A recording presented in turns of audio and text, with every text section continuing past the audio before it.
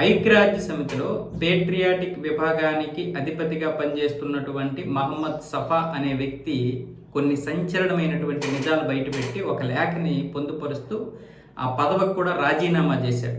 నేను ఈ రాజీనామా చేయడానికి ప్రధాన కారణం ఏంటంటే ఇప్పుడు ఐరాస తీసుకుంటున్నటువంటి సంచలనమైనటువంటి నిర్ణయాన్ని బయట పెట్టడం వల్లే అది విరుద్ధం కాబట్టి ఆ విరుద్ధానికి నేను రాజీనామా చేస్తున్నాను నా పదవికి. ఐరాస మొత్తం ఇజ్రాయెల్ అమెరికా చేస్తున్నటువంటి అంతర్జాతీయ చట్టాల ఉల్లంఘనని సమర్థించడమే కాకుండా టెహ్రాన్ మీద అనుదాడికి ప్రయత్నాలు చేస్తున్నటువంటి అమెరికాకి ఇజ్రాయెల్కి సపోర్ట్ చేస్తుంది. దీనికి ప్రధాన కారణం ఏం చూపిస్తుంది అంటే టెహ్రాన్ కూడా అణ్వాయుధాలు తయారు చేయడానికి అక్కడ చాలా ప్రమాదకరమైనటువంటి యురేనియం నిల్వల్ని పెంచుకుంటుంది. ఇది ప్రపంచానికి ప్రమాదకరం. అణ్వాయుధాలు నివారణకి ఇది విరుద్ధమైనటువంటి చర్యగా ఐక్యరాజ్య సమితి ప్రతిపాదిస్తూ ఈ రహస్యంగా టెహ్రాన్ మీద అనుదాడి చేయడానికి ప్రయత్నాలు చేస్తున్నటువంటి ఇజ్రాయెల్కి అమెరికా ద్వారా సపోర్ట్ చేస్తుంది. అమెరికా కూడా దీని గురించి పెద్దగా బయటికి చెప్పొద్దన్నందుకు ఐరాస లాంటి సంస్థనే బయటికి చెప్పకుండా లోపాయకారికంగా చాలా పెద్ద లాబీ చేస్తుంది. దీనికి సంబంధించి చాలామంది ప్రతినిధులు పనిచేస్తున్నారు. ఒకసారి ఊహించుకోండి, ఒక బెర్లిన్, ఒక ప్యారిస్, ఒక లండన్, ఒక న్యూయార్క్, ఒక వాషింగ్టన్, ఒక శాన్ ఫ్రాన్సిస్కో లేదా అంతకంటే పెద్ద సిటీలను మీరు ఊహించుకోండి.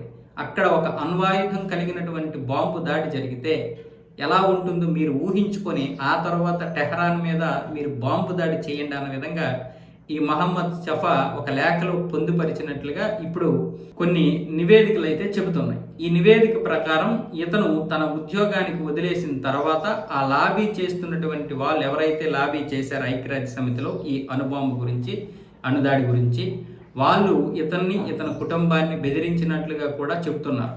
అయితే ఇది ఎంతవరకు నిజము ఏంటన్నది ఇటు ఐరాస స్పందించలేదు. ఇది చాలా చాలా సంచలనమైనటువంటి వ్యాఖ్యలు, పైగా మరి నిజమా కాదన్నది తెలియదు. ఇది ప్రపంచాన్ని కుదిపేసేటటువంటి వార్తే వాస్తవంగా చెప్పాలంటే. ఎందుకంటే టెహ్రాన్ మీద అనుదాడి చేయడం అంటే ప్రపంచానికి విఘాతం కలిగించడమే. ఒకవేళ టెహ్రాన్ మీద అనుదాడి చేస్తే అక్కడ ఉన్నటువంటి వారందరూ కూడా నాశనం అయిపోతారు. ఆ తర్వాత అక్కడ ఉన్నటువంటి అణ్వాయుధాలు ఏవైతే ఉన్నాయో అవి కూడా నాశనం అయిపోతాయి.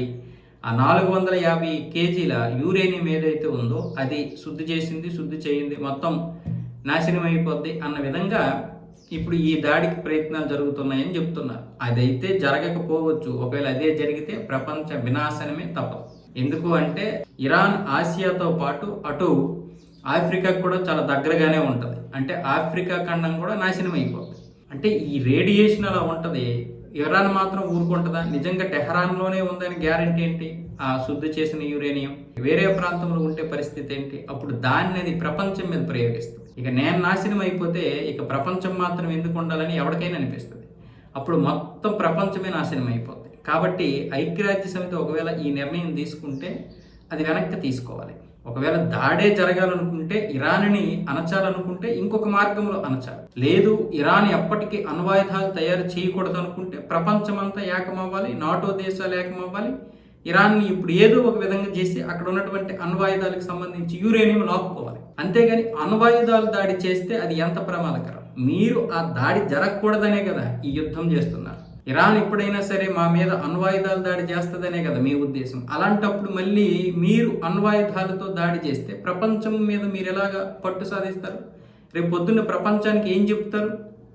ఇప్పటికే ప్రపంచంలో 9 దేశాలు అణ్వాయుధాలు కలిగి ఉన్నాయి. కాబట్టి ఇప్పుడు కిమ్ లాంటి ఊరుకుంటాడా? పిచ్చోడు ఏదైనా చేస్తాడు. ఆ తర్వాత చేసినా ఎవడు అడగడానికి లేదు. అప్పుడు అందరము నాశనం అయిపోతాం.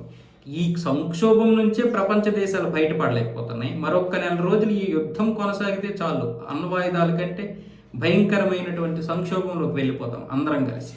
వీలైతే ఐక్యరాజ్య సమితి ఈ యుద్ధాన్ని ఆపడానికి ప్రయత్నం చేయాలి, అంతేగాని ప్రపంచాన్ని నాశనం చేయడానికి కాదు.